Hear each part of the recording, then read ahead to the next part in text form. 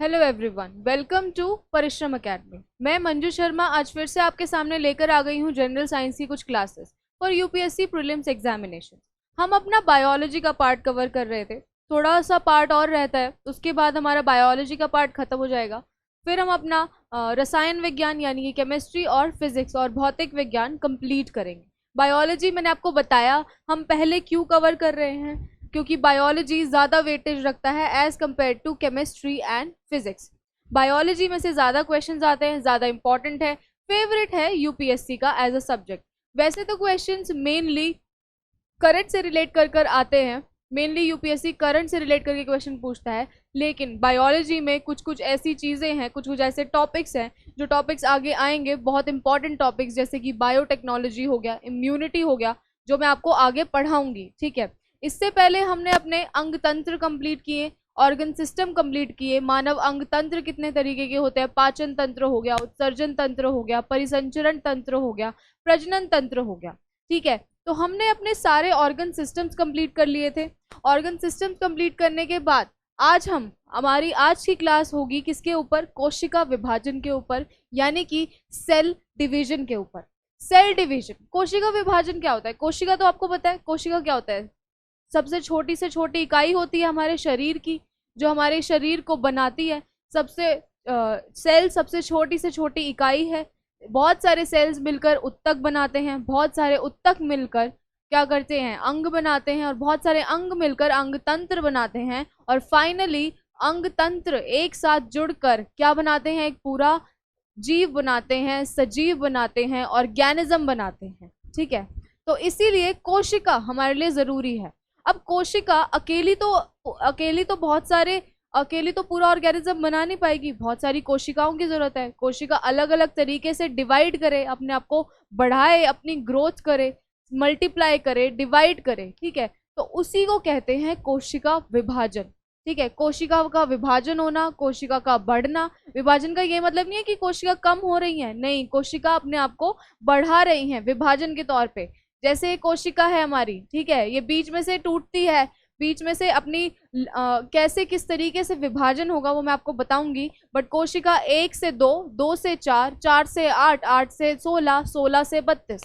ठीक है, तो ये तरीका कहाँ कहाँ काम आता है? हमारे प्रजनन में काम आता है। जब हमारा निषेचन होता है, निषेचन होने के बाद हमारा जायगोट बनता है, जायगोट बनने के बाद जायगोट हमारा डिप्लॉयड होता है, यानी कि 2 होता है, 2 सेल्ड होता है, 2 सेल स्टेज होती है हमारे जायगोट की। 2 से 4 बनता है, 4 से 8 बनता है, 8 से 16 बनता है, 16 से 32 बनता है, तब वो भ्रूण कहलाता है। जब वो 32 सेल स्टेज में चला जाता है, तब वो जाकर हमारे गर्भाशय में इम्प्लांट हो जाता है। गर्भाशय में इम्प्लांट होने के बाद वो क्या कहलाता है? भ्रूण कहलाता है। तब वो अपने आप को बढ़ाना शुरू करता है। हमारे अंग तंत्र कैसे बने? जब कोशिकाएं बननी शुरू हुई, कोशिकाएं बढ़नी शुरू हुई, वैसे हमारे अंग तंत्र बने, तब हमारे जाकर अलग अलग ऑर्गन बने। एक कोशिका से तो पूरा ऑर्गेनिज्म बना नहीं ना, हम यूनिसेल्युलर नहीं है, हम एक कोशिका से नहीं बने, हम मल्टी सेल्युलर ऑर्गेनिज्म है। ठीक है, हम बहुत सारी कोशिकाओं से बने हैं। ठीक है, तो आज हम वही पढ़ेंगे कि कोशिका का विभाजन किस तरीके से होता है, कैसे वो हमारी बॉडी के लिए इम्पोर्टेंट है, क्या क्या कार्य होता है, क्या क्या फंक्शन होते हैं कोशिका विभाजन की वजह से, किस किस तरीके से हमारे सेल डिवीजन हमारी बॉडी के ग्रोथ में काम आता है। ठीक है, तो आइए बिना देरी के शुरू करते हैं कोशिका विभाजन यानी कि सेल डिवीजन। मुख्य शब्द हम क्या देखेंगे अपने इस पूरे सेशन में? आज हम मुख्य शब्द, मुख्य वर्ड्स जो हम पढ़ेंगे वो कौन से होंगे? तो उसमें से पहला मुख्य वर्ड होगा क्रोमोसोम यानी कि गुणसूत्र। ठीक है, क्रोमोसोम्स क्या होते हैं, क्रोमोसोम्स कहाँ होते हैं, क्रोमोसोम्स का काम क्या होता है, ये सारी चीजें हम पढ़ेंगे। ठीक है, फिर आता है क्रोमैटिन यानी कि वर्णक्षक। फिर आता है सेंट्रियोल एंड सेंट्रोजोम यानी कि इनको हिंदी में भी सेंट्रियोल और सेंट्रोजोम बोलते हैं। फिर आता है सेंट्रोमियर एंड काइनेटोकोर यानी कि हिंदी में गुणसूत्र बिंदु और काइनेटोकोर। काइनेटोकोर को काइनेटोकोर बोलते हैं, क्रोमैटिड को क्रोमैटिड बोलते हैं। तो ये हमारे मुख्य शब्द हैं जो हम अपने पूरे कोशिका विभाजन के टाइम पे पढ़ेंगे, क्योंकि कोशिका विभाजन इन्हीं पे बेस्ड। क्रोमोसोम क्या होते हैं? क्रोमोसोम हमारे गुणसूत्र होते हैं जो हमारी इंफॉर्मेशन कैरी करते हैं, जरूरी सूचना कैरी करते हैं। किस टाइम पे? प्रजनन के टाइम पे, जब नया बच्चा बन रहा होता है, नया जाइगोट बन रहा होता है, ठीक है। जो इन्फॉर्मेशन कौन कैरी करके लेके जाता है, वो क्रोमोसोम कैरी करके लेके जाते हैं। इनका नाम ही देखिए, गुणसूत्र। गुण यानी कि हमारी क्वालिटीज, कि हम कैसे होंगे, बच्चा कैसा पैदा होगा, लंबा होगा, गोरा होगा, कैसा होगा, बाल लंबे होंगे, वो सारे किस चीज के अंदर जाते हैं, वो सारी चीज जाती है क्रोमोसोम के अंदर, यानी कि गुणसूत्रों के अंदर, ठीक है। तो आइए इन्हें डिटेल में पढ़ते हैं। क्रोमोसोम, गुणसूत्र। क्रोमोसोम क्या होता है? एक लॉन्ग कॉन्टिन्यूस पीस है डीएनए का, ठीक है, जो कंटेन करता है genetic information for the cell. एक लॉन्ग कंटिन्यूस पीस है डीएनए का, जिसके अंदर क्या होता है? क्रोमोसोम के अंदर डीएनए होता है। डीएनए क्या होता है? हमारा जेनेटिक मटेरियल होता है, अनुवांशिक अंश होता है हमारा, ठीक है। अनुवांशिक अंश होता है हमारा, जेनेटिक मटेरियल होता है डीएनए। डीएनए के अंदर ही तो हमारी सारी इन्फॉर्मेशन जाती है। जब मैं आपको डीएनए पढ़ा रही थी तो मैंने आपको बताया था कि डीएनए हमारा सुपर कोइल्ड होता है, बहुत बड़ा सा डीएनए होता है, जिसके अंदर हमारी सारी इंफॉर्मेशन कलेक्टेड होती है कि हमारा कैसा, कि बच्चा कैसा पैदा होगा, किस तरीके से कार्य करेगा, कैसा दिखेगा, कैसी आंखें होंगी, आंखों का कलर कैसा होगा, ये सारी चीजें डीएनए कैरी करता है। और डीएनए किसके अंदर होता है? क्रोमोसोम के अंदर होता है, गुणसूत्र के अंदर होता है। क्रोमोसोम गुणसूत्र डीएनए को लेकर जाता है, ठीक है। और किसके अंदर लेकर जाता है? ऑफस्प्रिंग के अंदर। बच्चा जब बन रहा होता है उस सेल स्टेज में, जब वो कोशिका की स्टेज में होता है, जब वो पूरा बड़ा नहीं होता है, उस स्टेज के अंदर जब वो जाता है, तब ये क्रोमोसोम हमारा कार्य करता है। देखिए हमारे क्रोमोसोम कुछ ऐसे दिखते हैं। हमारी बॉडी में कितने क्रोमोसोम्स हैं? 46 क्रोमोसोम है। ये पेयर्स में प्रेजेंट है, 46 पेयर्स हैं क्रोमोसोम की। अगर इकलौते देखें तो 23 क्रोमोसोम है, ठीक है। तो हमारे अंदर, अब आपसे कोई पूछेगा कि कितने गुणसूत्र हैं, प्रेजेंट हैं, तो हमारे अंदर 46 गुणसूत्रों की पेयर प्रेजेंट है, 46 जोड़े प्रेजेंट हैं गुणसूत्रों के, ठीक है। 23 यानी कि 23 जोड़े, तो जोड़े का मतलब इंटू 2 कर दिया हमने, तो 46 क्रोमोसोम, ठीक है, 46 गुणसूत्र प्रेजेंट है हमारी बॉडी के अंदर। फिर आता है क्रोमैटिन, यानी कि वर्णक्षक। क्रोमैटिन क्या है? बिल्डिंग ब्लॉक है क्रोमोसोम का। अब हमने देखा कि डीएनए से क्या बना, डीएनए क्रोमोसोम किसको लेकर जा रहा था? डीएनए को। अब क्रोमैटिन के अंदर क्या है? क्रोमैटिन एक बड़ी इकाई है जो बिल्डिंग ब्लॉक है क्रोमोसोम का। तो क्रोमोसोम किससे बने होते हैं? वर्णक्षक से बने होते हैं, यानी कि गुणसूत्र जो होते हैं, गुणसूत्र किससे बने होते हैं? वर्णक्षक से बने होते हैं, क्रोमैटिन से बने होते हैं। और गुणसूत्र के अंदर क्या होता है? गुणसूत्र के अंदर डीएनए होता है, प्रोटीन होता है, ठीक है। तो ये सारे इंटरकनेक्टेड हैं, इंटरलिंक्ड हैं, एक दूसरे के साथ जुड़े हुए हैं, ठीक है। तो आप ये ध्यान रखिएगा।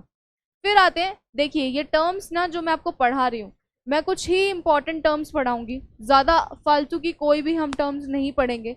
जो भी टर्म्स मैं आपको पढ़ाऊंगी वो सारी इंपॉर्टेंट हैं, एक भी स्किप नहीं करनी है, सारी पढ़नी है।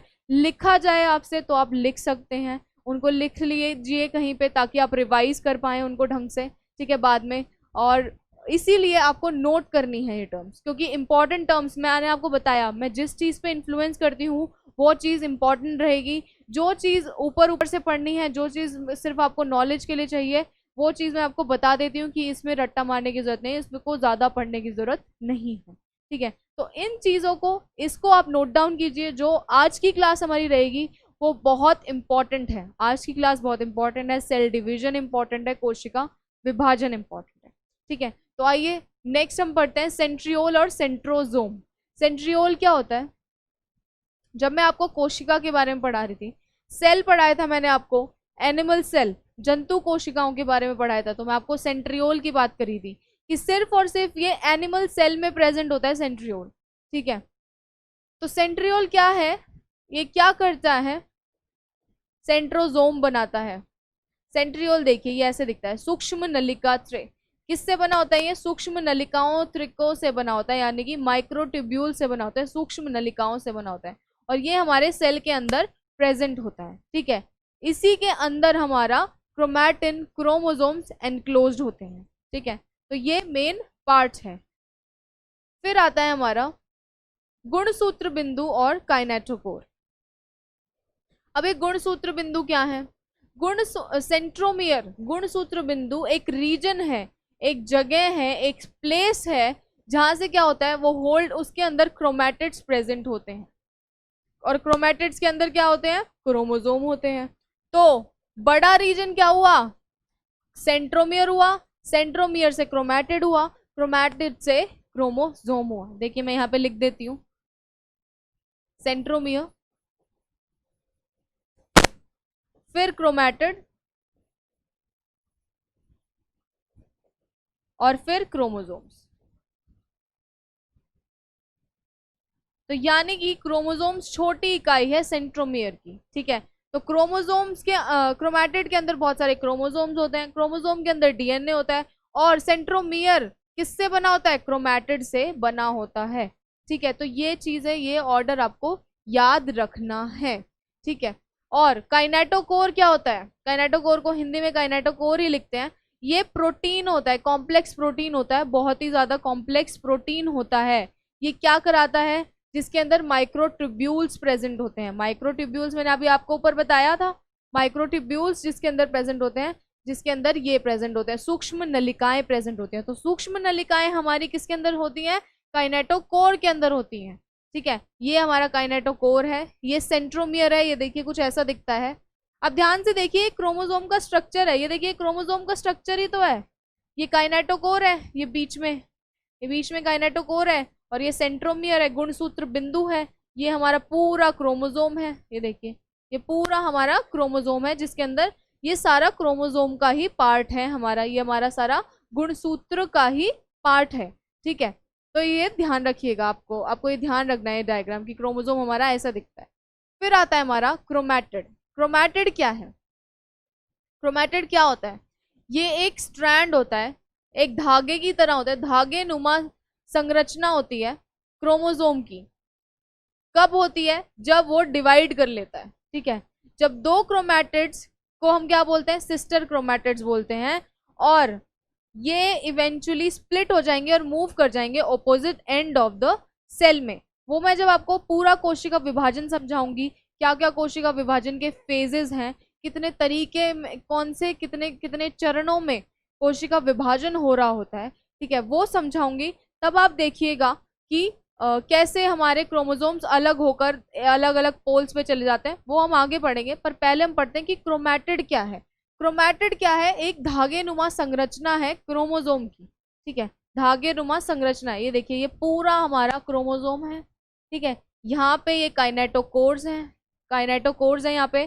काइनेटोकोर्स किससे बने होते हैं, आपसे ये क्वेश्चन आया हुआ है कि काइनेटोकोर्स हमारे किससे बने होते हैं। काइनेटोकोर्स, काइनेटोकोर्स किससे बने होते हैं, सूक्ष्म नलिकाओं से बने होते हैं, सूक्ष्म नलिकाओं से बने होते हैं, ठीक है। यहाँ पे ये गुणसूत्रों का केंद्रक क्षेत्र है, ये बीच में केंद्रक, देखिए न्यूक्लियस हमेशा बीच में ही होगा, तो केंद्रक क्षेत्र भी बीच में ही होगा। और ये पूरा क्रोमोसोम का स्ट्रक्चर है, ये पूरा क्या है, क्रोमोसोम का स्ट्रक्चर है, क्रोमैटिड है, ठीक है। ये पूरा क्रोमोसोम का स्ट्रक्चर है। तो क्रोमैटिड क्या है, ये है, ये धागे नुमा संरचनाएं, हिंदी में इसको ये भी बोल सकते हैं। आपको किससे याद होगा, ये धागे नुमा संरचनाएं।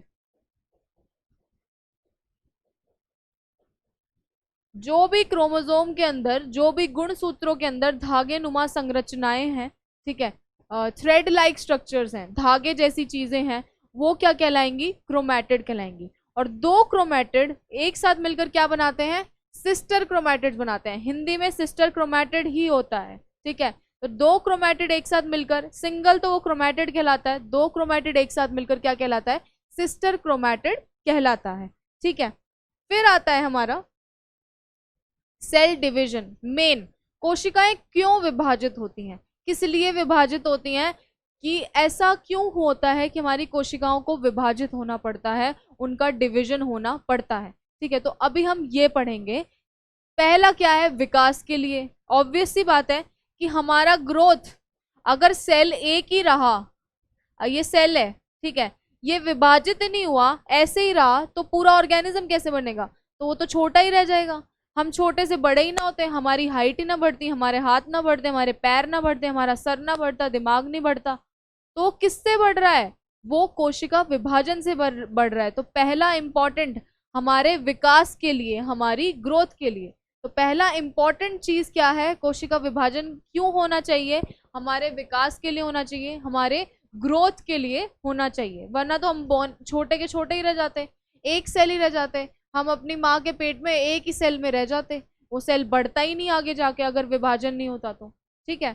और दूसरा रीजन क्या है, मृत कोशिकाओं की मरम्मत और प्रतिस्थापन के लिए, यानी कि डेड सेल्स को की रिपेयरमेंट के लिए, डेड सेल को रिपेयर और रिप्लेस करने के लिए। ठीक है, डेड सेल को, जो कोशिकाएं मर गई हैं उनको रिप्लेस करने के लिए, उनके परिस्थापन के लिए और उनकी मरम्मत के लिए। तीसरा, अलैंगिक प्रजनन में, एसेक्सुअल रिप्रोडक्शन में। मैंने आपको जब पादप प्रजनन पढ़ाया था तो एसेक्सुअल रिप्रोडक्शन के बारे में बताया था कि एसेक्सुअल रिप्रोडक्शन किस तरीके से होता है, कैसे होता है, एसेक्सुअल रिप्रोडक्शन के अंदर क्या करना है।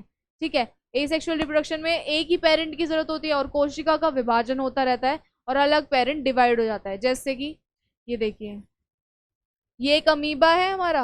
अमीबा एक ऑर्गेनिज्म होता है, सूक्ष्म जीव होता है जो हमें दिखता नहीं है। ये क्या होता है, यहाँ पे कोशिका की सेल हो रही है, ये कोशिका की जो दीवार है, कोशिका की लेयर है, वो ऐसे हो जाती है, फिर ये आखिर में जाके अलग हो जाती है, न्यूक्लियस इनका अलग अलग बन जाता है।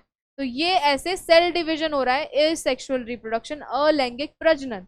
ठीक है, तो अलैंगिक प्रजनन में अगर कोशिका विभाजन ही नहीं हो रहा था, अगर ये कोशिका डिवाइड ही नहीं होती है, अपने आप को बीच में से काटती ही नहीं, तो आगे ये जो नए डॉटर सेल्स हैं, ये नए डॉटर सेल्स हैं, ये कैसे बनते, ये नए डॉटर सेल्स नहीं बन पाते, तो वो जीव वैसा का वैसा मर जाता, आगे उसकी पीढ़ी नहीं बढ़ती। तो मेन हमारे प्रजनन के लिए, अलैंगिक प्रजनन के लिए, विकास के लिए, मरे हुई कोशिकाओं की मरम्मत के लिए और उनके प्रतिस्थापन के लिए क्या जरूरी है, कोशिका विभाजन जरूरी है, सेल डिवीजन जरूरी है। ठीक है, फिर आता है हमारी कोशिका चक्र। ये देखिए, ये हमारा, मैं आपको एक एक करके बहुत ही धीरे धीरे एक एक फेज, एक एक चरण समझाऊंगी। बिल्कुल भी पैनिक मत कीजिएगा इतना बड़ा डायग्राम देख के, कुछ भी नहीं है, ये बहुत इजी है। आप जब आखिर में देखेंगे ना क्लास को, आपको बिल्कुल समझ आ चुका होगा कि कोशिका विभाजन किस तरीके से हो रहा है। थोड़ा था सा डिफिकल्ट है डायग्राम, बट बिल्कुल भी नहीं डरिएगा, कॉन्सेंट्रेशन के साथ मेरे साथ जो जैसा मैं बोल रही हूँ उसे नोट कीजिएगा, जो डायग्राम मैं दिखा रही हूँ उसे देखिएगा, समझिएगा। ठीक है, समझने की कोशिश करिएगा कॉन्सेंट्रेशन के साथ, तो आपको अच्छे तरीके से समझ आ जाएगा। और हमारा मेन मोटिव ही यही है कि आपका बेसिक क्लियर हो। ठीक है, एंड मैं आपको ये अश्योरिटी देती हूँ कि अभी आपका एंड ऑफ द सेशन में ही आपको बिल्कुल समझ में आ जाएगा कि सेल डिवीजन कैसे होता है। अभी आपको ये थोड़ा बड़ा लग रहा होगा, ये क्या है, इंटरफेज, इतनी बड़ी बड़ी जो टर्म्स हैं, माइटोसिस, सम विभाजन, गैर विभाजित कोशिका, टीलोफेज, गति स्थिति। ठीक है, तो ये सारी चीजें क्या है, इतनी बड़ी बड़ी क्या है, अभी मैं आपको बिल्कुल धीरे धीरे एक एक चरण अच्छे तरीके से आपको समझाऊंगी। ठीक है, और आपको समझ में भी आ जाएगा, ऐसा मेरा वादा है। तो लेट्स स्टार्ट कि कोशिका चक्र में क्या होता है, सेल साइकिल के अंदर क्या होता है। ठीक है, तो हम स्टार्ट करते हैं। देखिए, हमारी सेल साइकिल कुछ इस तरीके से दिखती है, चक्र है तो ये गोल होगा पूरा। ठीक है, हमारी सेल साइकिल, मेन हमारा कोशिका विभाजन दो तरीके से ही होता है, माइटोसिस और मियोसिस, यानी कि सम विभाजन और अविभाजन। ठीक है, माइटोसिस और मियोसिस। तो कोशिका चक्र, वो उसको पहले मैं आपको थ्योरेटिकल में बता दूं, फिर मैं आपको साइकिल के अंदर भी एक्सप्लेन कर दूंगी। तो पहले हम थोड़ा थ्योरेटिकली पढ़ेंगे। ठीक है, तो कैसे देखेंगे कि cell cycle event that makes new cell, यानी कि जब कोशिका का विभाजन होता है तो नए सेल बनते हैं। अभी मैंने आपको बताया ना, मरे हुए सेल के प्रतिस्थापन के लिए, मरे हुए सेल की रिप्लेसमेंट के लिए। तो रिप्लेस कैसे होगा, जब सेल मर जाएगा तो नया सेल बन जाएगा। किससे बन जाएगा, कोशिका विभाजन से बन जाएगा। ठीक है, कोशिका विभाजन से नया सेल बन रहा है, तो नए सेल्स बनते हैं एक सेल से। कैसे बनते हैं, डिवीजन से बनते हैं, उनके विभाजन से बनते हैं। 6 प्रोसेसेस होते हैं मेनली। ये जो 6 प्रोसेस हैं ये आपको पता होने चाहिए। इनके बेशक अंदर की चीजें ना पता हो, बट ये 6 प्रोसेसेस आपको पता होने चाहिए कि कौन कौन से 6 प्रोसेसेस हैं जिससे कोशिका विभाजन होता है, जो कोशिका चक्र के अंतर्गत आते हैं, सेल साइकिल के अंडर आते हैं। ठीक है, तो हमारा पहला है इंटरफेस, यानी कि अंतरावस्था। ठीक है, फिर आता है हमारा माइटोसिस, यानी कि सम विभाजन। ठीक है, फिर माइटोसिस के अंदर, ये माइटोसिस के 3 पार्ट पढ़ेंगे हम, प्रोफेज, मेटाफेज और एनाफेज, यानी कि पूर्वावस्था, मेटाफेज और गति स्थिति। ठीक है, फिर और लास्ट है माइटोसिस का टीलोफेज, यानी कि टीलोफेज हिंदी में टीलोफेज ही कहलाता है। फिर लास्ट में साइटोकाइनेसिस। तो ये हमारे कोशिका चक्र के अंदर आता है, सेल साइकिल के अंतर्गत आता है। मेन हमारा कोशिका विभाजन आप ध्यान रखिएगा माइटोसिस और मियोसिस, ठीक है, इन दो से ही होता है। माइटोसिस में क्या होता है, कोशिका का विभाजन होता है, सम विभाजन होता है सेल का, कोशिका का। मियोसिस में क्या होता है, कोशिका अपने आप को मल्टीप्लाई करती है, यानी कि अगर कोशिका 2 सेल स्टेज में है, अगर डबल है, तो मियोसिस के टाइम पे क्या हो रहा है, वो अपने आप को 4 सेल स्टेज में कर लेगी। माइटोसिस में क्या हो रहा है, अगर 2 सेल स्टेज में है तो कोशिका 1 सेल स्टेज में हो जाएगी, ठीक है। तो माइटोसिस में कम हो रहे हैं, माइटोसिस रिडक्शन डिवीजन है, ठीक है, सम विभाजन है। और मियोसिस क्या है, उसको ज्यादा करने के लिए, उसकी तादाद ज्यादा करने के लिए, सेल की, कोशिका की तादाद ज्यादा करने के लिए हमारा मियोसिस है। तो ये डिफरेंस आपको याद रहना चाहिए कि माइटोसिस क्या होता है और मियोसिस क्या होता है, ठीक है। तो पहला हम पढ़ेंगे अपने अंतरावस्था। इंटरफेज में क्या होता है कि हमारा जो सेल है वो रेप्लिकेट करता है और उसका न्यूक्लियर डीएनए, यानी कि डीएनए क्या करता है, ensuring that when does it divide at the end of the mitotic phase, newly created daughter cells full set of gene ले जाएं। क्या मतलब हुआ, अंतरावस्था के टाइम पे डीएनए क्या करता है, अंतरावस्था के टाइम पे न्यूक्लियर डीएनए ऐसे रेप्लिकेट करता है अपने आप को, यानी कि ये हमारा डीएनए है, ये हमारा डीएनए है। तो अंतरावस्था जब इंटरफेज आएगा, जब इंटरफेज होगा, इंटरफेज में ये अपने आप को सेम ऐसा ही बना लेगा, ये अपने आप को सेम ऐसा ही बना लेगा, और ये दो अलग होके एक इधर चला जाएगा, एक इधर चला जाएगा, ठीक है। ये हमारा इंटरफेज है। फिर आता है हमारा सम विभाजन, यानी कि माइटोसिस। माइटोसिस क्या है हमारा, माइटोसिस सम विभाजन मैकेनिज्म है जिसके अंदर न्यूक्लियस, जो केंद्रक होता है सेल का, देखिए यहाँ पे ना केंद्रक बहुत इंपॉर्टेंट है, केंद्रक ही जाएगा तभी एक कोशिका बनेगी। एक सेल बिना केंद्रक के कुछ भी नहीं है। एक सेल का दिमाग क्या है, उसका केंद्रक है। तो एक सेल बिना केंद्रक के कुछ भी नहीं है। तो जब केंद्रक एक सेल से विभाजित होकर दूसरे सेल में बन जाता है, तब वो सेल क्या कहलाता है, रेप्लिकेटेड कहलाता है, ठीक है। तब वो सेल नया सेल कहलाता है कि ये नया सेल पूरा बन चुका है। केंद्रक नहीं गया तो नया सेल किसी काम का नहीं है, ठीक है। तो क्या होता है, मेन विभाजन में केंद्रक का ही काम होगा। तो केंद्रक क्या करता है, स्प्लिट करता है और चला जाता है क्रोमोसोम्स के अंदर, ठीक है। किस टाइम पे, जब सेल का डिवीजन होता है, कोशिका विभाजन का टाइम होता है, ठीक है। ये कहाँ कौन से एनिमल्स में होता है, मल्टी सेलुलर प्लांट्स में होता है, जो मल्टी सेलुलर पादप हैं, ठीक है, जिसके अंदर बहुत सारे सेल्ड पादप हैं और बहुत सारे सेल के एनिमल्स हैं, यानी कि जंतु हैं, उनके अंदर ये होता है। जो सिंगल सेल हैं, जो यूनिसेल्युलर हैं, उनके अंदर माइटोसिस नहीं होता, क्योंकि वो तो एक ही सेल है। अगर वो एक ही सेल आधा विभाजित हो जाएगा तो कहाँ जाएगा, फिर वो ऑर्गेनिज्म ही आधा हो गया, ठीक है। तो इसीलिए वो एक सेल जो यूनिसेल्युलर है उनके अंदर माइटोसिस नहीं होता है, उनके अंदर मियोसिस होता है, ठीक है। ये देखिए, अभी मैं आपको अंतरावस्था के बारे में बता रही थी। ये तो 4 फेजेस हैं हमारे माइटोसिस के, ये तो 4 फेजेस हैं हमारे माइटोसिस के, जिनको हम डिटेल में पढ़ेंगे। इस डायग्राम पे हम बाद में आएंगे, ठीक है। उससे पहले इंटरफेस के बारे में देखिए, आप अंतरावस्था के बारे में देखिए। ये हमारी अंतरावस्था है। अंतरावस्था के टाइम पे क्या हो रहा है ये समझिए, ठीक है। सेंट्रियोल होते हैं 2 जोड़ी, 2 पेयर्स होती है सेंट्रियोल की। ये देखिए, ये रहा सेंट्रियोल 1 जोड़ी, ये रहा सेंट्रियोल 2 जोड़ी, ठीक है। यहाँ पे क्रोमैटिन है, नाभिक है, न्यूक्लियोलस है, ठीक है ना, और न्यूक्लियर एनवेलप है, आवृत है, और ये हमारी इसके टाइम पे अंतरावस्था है। तो ये सेंट्रियोल यहाँ पे प्रेजेंट है, ये अंतरावस्था के टाइम पे होता है, ठीक है। फिर क्या आता है, प्रोफेज आता है। प्रोफेज में क्या हो रहा है, पूर्वावस्था में क्या हो रहा है, अंतरावस्था के बाद पूर्वावस्था आ रही होती है। पूर्वावस्था में क्या हो रहा होता है, ये देखिए, ये सेंट्रियोल की जोड़ी एक दूसरे से दूर होती जाती हैं, और ये किससे कनेक्ट हो जाती हैं, ये फाइबर लाइक स्ट्रक्चर होते हैं, ये धागे नुमा संरचनाएं बना लेते हैं, ठीक है। और जो अंदर हमारे केंद्रक के अंदर ये क्रोमोसोम्स थे, ये क्रोमोसोम्स थे हमारे केंद्रक के अंदर, ये ऐसे फैल जाते हैं, ठीक है। तो ये हमारे पूर्वावस्था में हो रहा है। हमारे सेंट्रोजोम, सेंट्रियोल जो थे ये ऐसे दूर प्रेजेंट थे, एक साथ प्रेजेंट थे, ये दूर हो जाते हैं एक दूसरे से और ये धागे नुमा संरचनाएं बना लेते हैं, धागे नुमा संरचनाएं बना लेते हैं, धागे नुमा संरचनाएं बना लेते हैं, जिससे ये कनेक्ट हो जाते हैं एक दूसरे से। ये एक सेंट्रियोल है, दो जोड़ी होते हैं, ठीक है। तो ये हमारी पूर्वावस्था है, ये हमारी पूर्वावस्था है।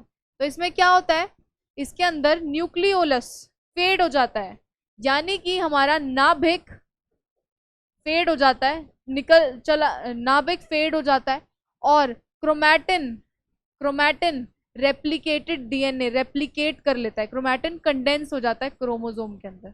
जो हमारे गुण सूत्रों के अंदर क्रोमैटिन प्रेजेंट था, धागे नुमा संरचनाएं प्रेजेंट थी, जिसके अंदर जेनेटिक मटेरियल था, वो कंडेंस हो जाता है, ठीक है। अपने आप को वो कंडेंस कर लेता है क्रोमोसोम के अंदर।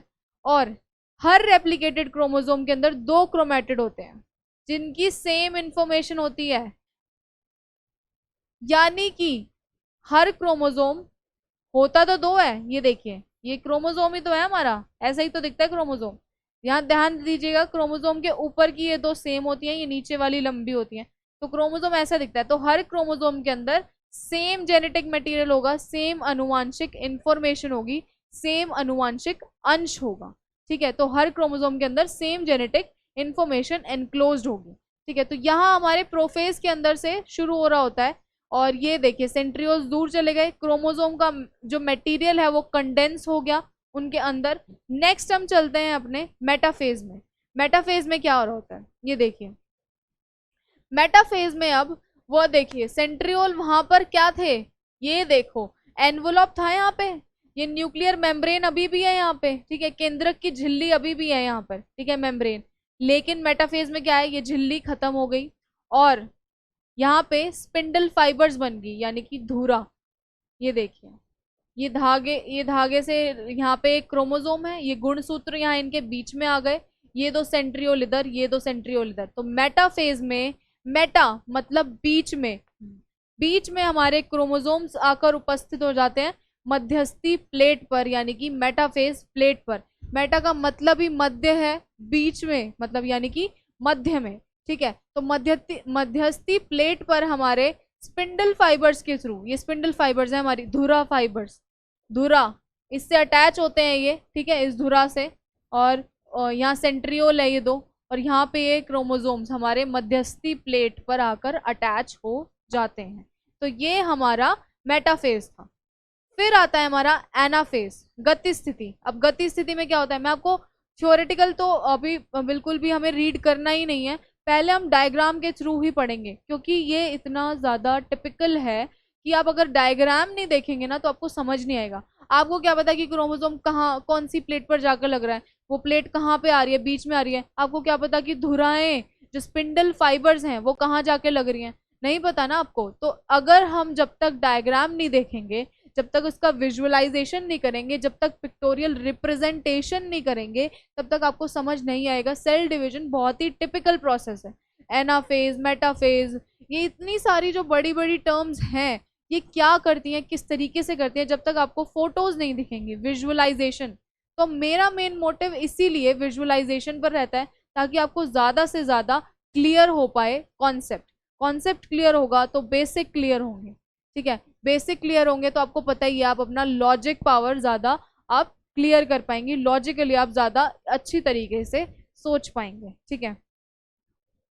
तो हम आते हैं अपने किस पे, गति स्थिति पे, यानी कि एनाफेज पे। अभी तक हमने अंतर स्थिति पढ़ी, प्रोफेज पढ़ा, मेटाफेज पढ़ा, मध्य स्थिति, ठीक है। अब हम आते हैं अपने गति स्थिति पे। इसके नाम पे ही लिखा हुआ है गति, यानी कि कहीं जा रहे हैं। ये देखिए यहाँ पे क्या हो रहा है, हमारे क्रोमोसोम मेटाफेज में बीच में प्रेजेंट थे इस प्लेट पे।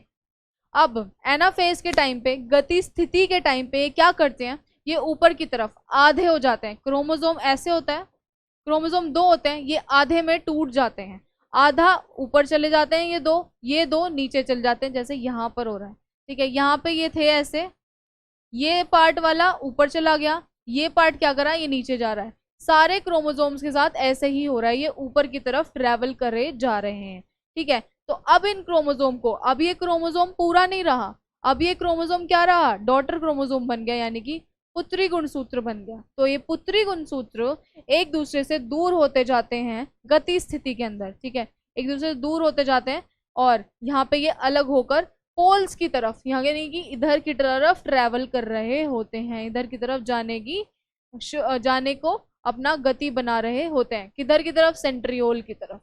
ठीक है, नेक्स्ट हम आते हैं अपने टीलोफेज पे, यानी कि लास्ट फेज पे, टीलोफेज पे। ये देखिए यहाँ पे क्या हो रहा है, टीलोफेज पे क्या हो रहा है, टीलोफेज और साइटोकाइनेसिस एक साथ है। टीलोफेज में डॉटर क्रोमोसोम्स पोल्स पे आ जाते हैं, पोल्स, यहाँ पे देखिए पोल्स, ये हमारा पोल है। अभी तक वो ट्रेवल कर रहे थे, यहाँ से ट्रेवल कर रहे थे, अब ये यहाँ पूरे यहाँ पर आ गए, सारे यहाँ पर आ गए, बन गए। ठीक है, अब यहाँ पे जब ये ऊपर आ जाएंगे, जब ये पोल्स पर आ जाएंगे, पोल्स पर आने के बाद यहाँ पर एक क्लीवेज बन जाएगा। मैंने आपको बताया था ना, जब अमीबा टूटता है तो दरार बनती है सेल के अंदर, एक कोशिका के अंदर दरार पैदा होती है, तभी तो अलग अलग दो कोशिकाएं बन रही होती हैं। ऐसे ही ये पूरा सेल है हमारा, इस पूरे सेल के अंदर भी दरार कुंड बनता है इस तरीके से, क्योंकि इन्हें अलग होना है ना। यहाँ पे ये क्रोमोसोम चले गए, यहाँ पे गुणसूत्र अलग चले गए, यहाँ पे गुणसूत्र अलग चले गए, ये पूरा एक था। जब ये दरार कुंड पूरा ऐसे, इसके अंदर पूरी दरार आ जाएगी, पूरा अलग हो जाएगा, तब जाके ये अलग सेल हो जाएगा, ये अलग कोशिका हो जाएगी। ठीक है, तो ये दो अलग अलग कोशिकाओं में ऐसे विभाजित हो जाएगा। इसीलिए टीलोफेज के अंदर दरार कुंड बनना शुरू होता है, क्लीवेज फर्रो बनना शुरू होता है, और हमारे क्रोमोसोम्स यहाँ पोल्स पर मूव करते जाते हैं। कहाँ पर मूव करते जाते हैं, पोल्स पर मूव करते जाते हैं। अब इसका थ्योरी में हम पढ़ेंगे, कंप्लीट सेपरेशन के बाद क्रोमोसोम्स के न्यूक्लियर मेम्ब्रेन फॉर्म होने लगती है। देखिए यहाँ आप ऊपर ही देखिए, यहाँ कोई न्यूक्लियर मेम्ब्रेन नहीं थी, कोई केंद्रक की झिल्ली नहीं थी इस वाले पार्ट में, लेकिन जब ये पोल पे मूव कर जाते हैं तो यहाँ न्यूक्लियर मेम्ब्रेन, ये देखिए यहाँ पे ये मेम्ब्रेन बन रही है, ये मेम्ब्रेन है, ये मेम्ब्रेन बननी शुरू हो जाती है। क्यों बननी शुरू हो जाती है, क्योंकि केंद्रक बनना है पूरी तरीके से। एक सेल तभी तो कंप्लीट होगा जब उस सेल में जाके केंद्रक बनेगा। ठीक है, तो उस केंद्रक को बनने के लिए सबसे पहले उसको न्यूक्लियर मेम्ब्रेन के अंदर आना होगा, केंद्रक झिल्ली के अंदर आ रहा होगा। ठीक है, तो एक केंद्रक झिल्ली यहाँ पे बनती है। और क्या हो रहा होता है यहाँ पे, और यहाँ पे हो रहा होता है, जब टीलोफेज कंप्लीट हो जाता है, नया सेल की मेम्ब्रेन खुद अपने आप बनती जाती है और ये दोनों सेल सेपरेट होते चले जाते हैं। साइटोकाइनेसिस में क्या होता है, फाइनल स्टेज होती है सेल डिवीजन की।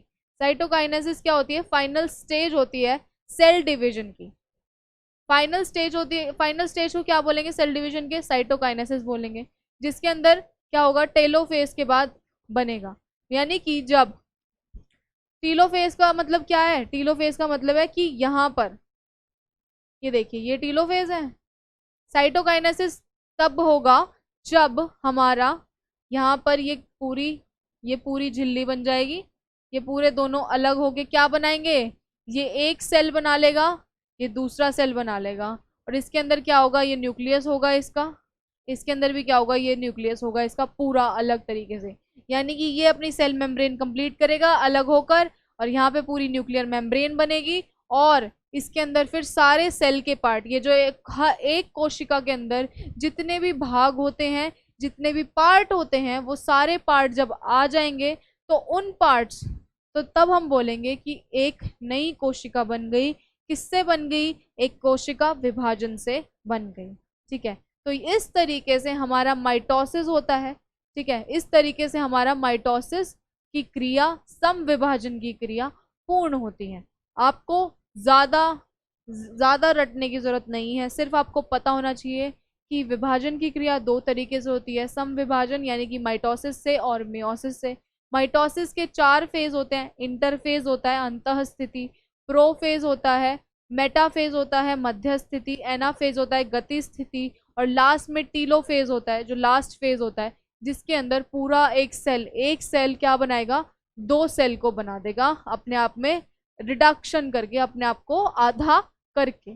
ठीक है, तो अब इसको पूरे डायग्राम को हम किस में देखेंगे, पूरा डायग्राम हम एक साथ देखेंगे। ये देखिए, जो मैंने अभी आपको अलग अलग पढ़ाया उसको डायग्राम को हम एक साथ देखेंगे। यहाँ पे पूर्वावस्था थी, पूर्वावस्था में क्या हो रहा था, यहाँ पे धागे नुमा संरचनाएं बन रही थी और ये क्रोमोसोम क्या कर रहे थे, क्रोमोसोम यहाँ पे कहाँ जा रहे थे, बीच में मेटाफेज प्लेट पे लगने के लिए जा रहे थे। किसके थ्रू, धुरा, स्पिंडल फाइबर्स के थ्रू, स्पिंडल फाइबर्स के थ्रू, धुरा के थ्रू, ठीक है। फिर ये मेटाफेज में बीच में लग गए आके, ठीक है, यहाँ पे कुछ भी नहीं था, यहाँ पे स्पिंडल फाइबर्स बन गई। फिर क्या होता है, एनाफेज के अंदर, गति स्थिति के अंदर ये क्या करते हैं, क्रोमोसोम से एक दूसरे से अलग हो जाते हैं।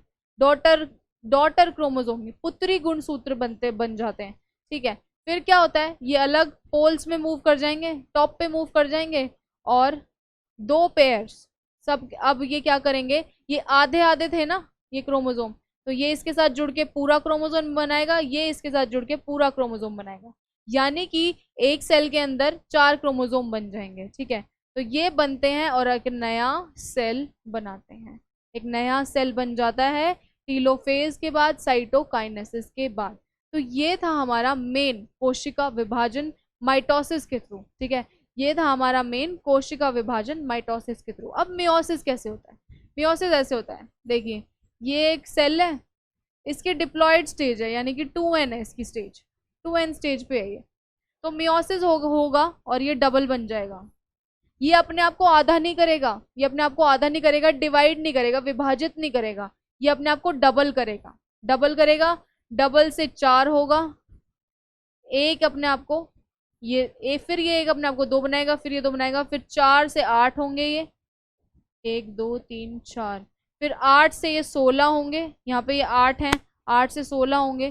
तो ऐसे ही अपने आप को जब डबल करता है तो इसे हम बोलेंगे मियोसिस, मियोसिस, इसे हम बोलेंगे मियोसिस। क्या बोलेंगे इसे हम, मियोसिस, इसे हम बोलेंगे मियोसिस। माइटोसिस एक रिडक्शन डिवीजन है, सम विभाजन है, यानी कि उसी कोशिका का आधे में विभाजित होना, ठीक है। मियोसिस में क्या हो रहा है, उसी कोशिका को डबल, उस कोशिका का डबल होना, 1 से 2 बन रहे हैं, आधा होके 2 नहीं बन रहे हैं। माइटोसिस में भी 2 बन रहे हैं, लेकिन एक सेल से विभाजित होकर 2 बन रहे हैं। मियोसिस में विभाजित नहीं हो रहा, सीधा डबल हो रहा है, ठीक है, सीधा 2 हो रहे हैं, एक सेल से 2 सेल हो रहे हैं, ठीक है। तो ये हमारा डिफरेंस है मेन माइटोसिस और मियोसिस के अंदर। फिर आते हैं, ये सारी आपको डेफिनेशन याद करने की जरूरत नहीं है ना, फेज में क्या है, डेफिनेशन है क्या होता है, बस ये पता होना चाहिए कि कौन से फेज में क्या हो रहा है। फिर आते हैं हमारे सेल डेथ, यानी कि मृत कोशिका। सेल डेथ क्यों होती है, अब जो सेल जिनका काम खत्म हो गया वो तो मर ही जाएगा ना। अब ऐसा तो नहीं है कि सेल की लाइफ हमेशा चलती रहेगी। आरबीसीज की लाइफ कितने दिन की होती है, जब मैं आपको ब्लड सेल्स, रक्त के बारे में पढ़ा रही थी, रक्त कोशिकाओं के बारे में पढ़ा रही थी, तो मैं आपको बताया था लाल रक्त कोशिकाओं की कितनी वो होती है, सॉरी, लाइफ होती है, कितनी लाइफ होती है, 120 दिन। आरबीसीज की 120 दिन की लाइफ होती है, 120 डेज की। उसके बाद क्या करते हैं वो, उसके बाद मर ही तो जाते हैं, मर ही तो जाते हैं। तो सेल साइकिल क्या करती है, ये सेल साइकिल, ये जो कोशिका चक्र है, यही देखती है कि एक सेल कितने दिन जिएगा और कब मर जाएगा, ठीक है। तो सेल साइकिल, कोशिका चक्र रेगुलेट करती है कि कब तक वो सेल जिंदा रहेगा। कभी कभी सेल मर जाते हैं, कभी कभी ऐसा होता है कि सेल साइकिल पूरी नहीं होती लेकिन फिर भी सेल मर जाते हैं। कैसे मर जाते हैं, भाई कोई इंजरी हो गई हो, ठीक है, कोई इंजरी हो गया हो, कोई डैमेज हो गया हो, यानी कोई बाहरी हमारा एक्सीडेंट हो गया, तब हमारे सेल्स मर जाते हैं, तब हमारे सेल्स डाई कर जाते हैं किसी पार्ट के, ठीक है। कोई वैसे डैमेज हो गया हो किसी और तरीके से, इंटरनल ब्लीडिंग होकर, ठीक है, तब हमारे सेल्स मर जाते हैं। तो इस तरीके से हमारे सेल की डेथ हो जाती है अलग अलग तरीकों से। वरना अगर नेचुरल डेथ देखें तो वो कोशिका चक्र के थ्रू ही होगी। एक कोशिका चक्र पूरे होने के बाद एक सेल की मृत अवस्था आ जाएगी, एक सेल की डेथ हो जाएगी, ठीक है। फिर आता है हमारा अपोप्टोसिस। अपोप्टोसिस क्या होता है, एक सेल कब मरता है, अभी मैंने आपको बताया जब उसकी जरूरत नहीं होती। सेल तभी मरता है ना, सेल ने अपना काम किया, अपना सारा न्यूट्रिएंट, अपना सारा पोषण दे दिया, ठीक है, फिर वो मर गया क्योंकि उसका कोई काम नहीं है, उसका सारा पोषण खत्म हो गया, ठीक है।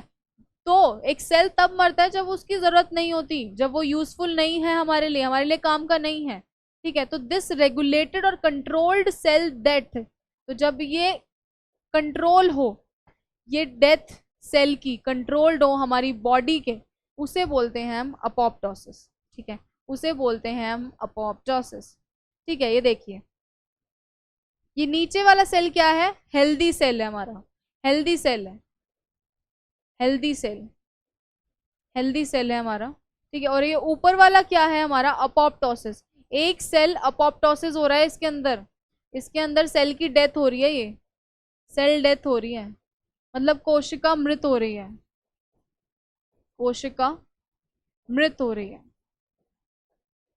कोशिका मृत हो रही है, कोशिका मर रही है, ठीक है। तो इस तरीके से हमारे सेल की डेथ होती है। ये जरूरी है कि हमारे जो सेल अनावश्यक हैं उनकी डेथ हो, ठीक है, वो ताकि नए सेल्स बने। अगर पुराने सेल्स क्या नहीं मरेंगे, तभी तो नए जब तक पुराने सेल्स नहीं मरेंगे तब तक नए सेल्स कैसे बनेंगे, फिर तो बॉडी में इतनी तादाद हो जाएगी। और पुराने सेल्स क्या होते हैं, किसी काम के भी नहीं होते, ठीक है, उनका कोई काम भी नहीं होता, तो उनका मरना जरूरी है, उनकी डेथ जरूरी है। तो उस वो किससे होता है, कोशिका चक्र के थ्रू होता है। और कोशिका चक्र में क्या होता है, कोशिका विभाजन होता है। इसीलिए कोशिका विभाजन हमारी बॉडी के लिए बहुत ही जरूरी है, हमारे शरीर के लिए, हमारे क्या किसी भी जीव के शरीर के लिए कोशिका विभाजन इंपॉर्टेंट है, जरूरी है, ठीक है। तो ये चीज आपको ध्यान रखनी है।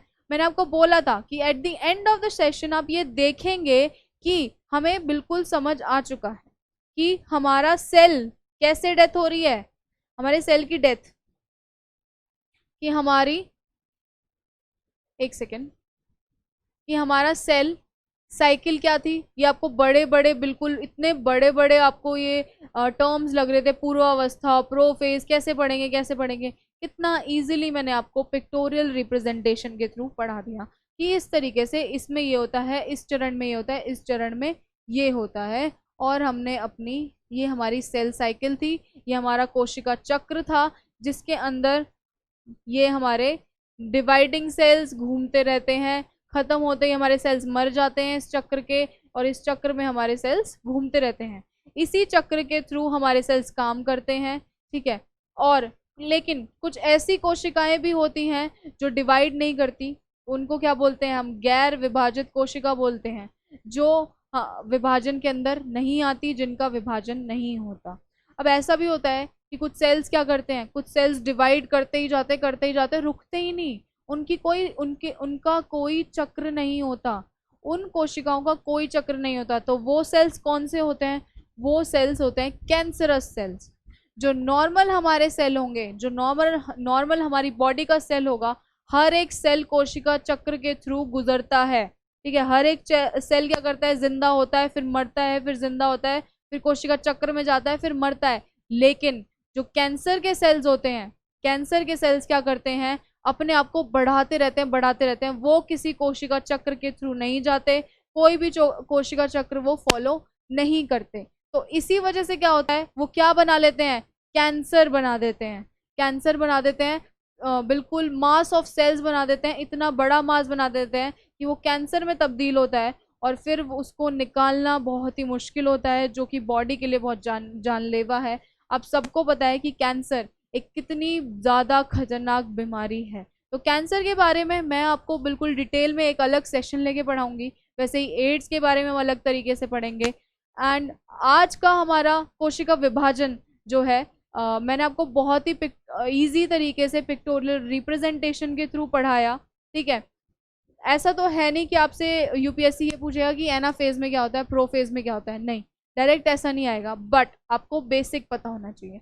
आपका बेसिक ठीक होगा तभी जाके आप और क्वेश्चंस आगे कर पाएंगे, क्योंकि यूपीएससी मेनली साइंस से, करंट से रिलेट करके चीज़ें पूछता है। हम लोग करंट भी पढ़ेंगे आगे जाके अपने सेशंस में कि क्या क्या करंट में चीज़ें आ रही है, नई नई चीज़ें हमें कौन सी पढ़नी है, कौन सी नहीं पढ़नी है, कौन सी इंपॉर्टेंट है, कौन सी इंपॉर्टेंट नहीं है। तो ये सारी चीज़ें भी हम पढ़ेंगे, ठीक है, बट वो अपनी आगे वाली क्लासेस में पढ़ेंगे। ठीक है, तो आज के लिए हमारी क्लासेस यहीं खत्म होती हैं। आज के लिए इतना ही। आई होप आप लोगों को क्लासेस पसंद आई होगी। एंड जो मैंने वादा किया था कि आपको बहुत इजीली सेल डिवीजन आपका हो जाएगा, आपको समझ आ जाएगा कि कोशिका विभाजन किस तरीके से होता है। आई होप आपको समझ आया होगा। आज के लिए इतना ही। Thank you.